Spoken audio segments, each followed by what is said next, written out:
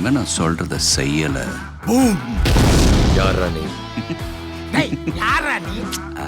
யாரா அவன்? வில்லன்டா.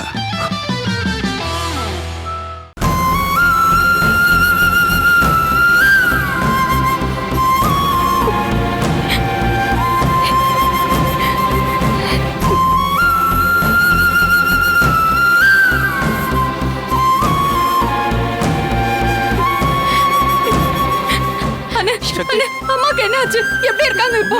அண்ணே சொல்லுங்க, நீ என்னாச்சு அம்மாவுக்கு? ஐயோ என்னாச்சு?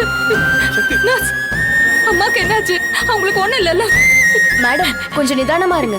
இப்படி அழுதுட்டே இருந்தீங்கன்னா எங்களால ஒண்ணும் பண்ண முடியாது. வழி விடுங்க.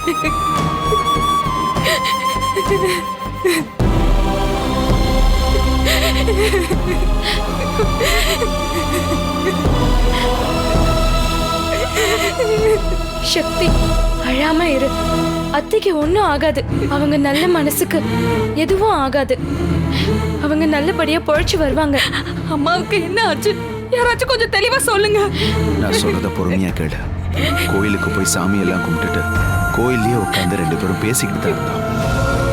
அப்புறம் உங்க அம்மா திடீர்னு தலைவலிக்குதுன்னா நான் ஏதாவது டாக்டர்கிட்ட போலான்னு சொன்னேன். அதுக்கு அவ வேண்டாம், இது பழக்கமா வர தலைவலிதான்னு சொல்லிட்டா. அதுக்கப்புறமும் நாங்க 2 பேரும் பேசிக்கிட்டே நடந்து வந்தோம். அப்ப எனக்கு ஒரு ஃபோன் வந்துச்சு. அதை அட்டன் பண்ணிட்டு திரும்பி பார்க்கறேன், உங்க அம்மா தூண்ல இடிச்சுக்கிட்டு நிலத்தடு மாதிரி கீழே விழுந்துட்டா. அம்மா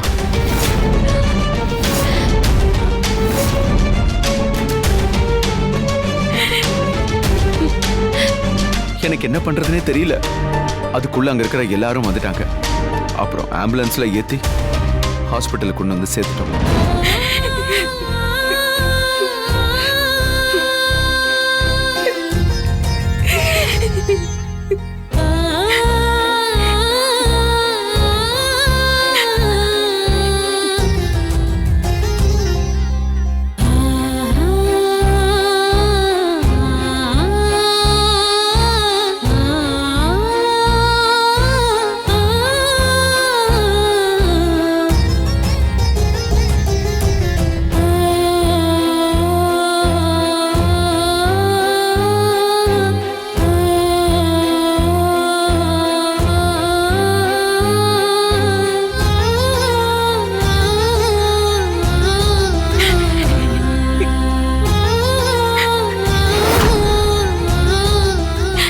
உலகத்திலேயே எனக்கு ரொம்ப ரொம்ப பிடிச்சது என் அம்மா மட்டும்தான்.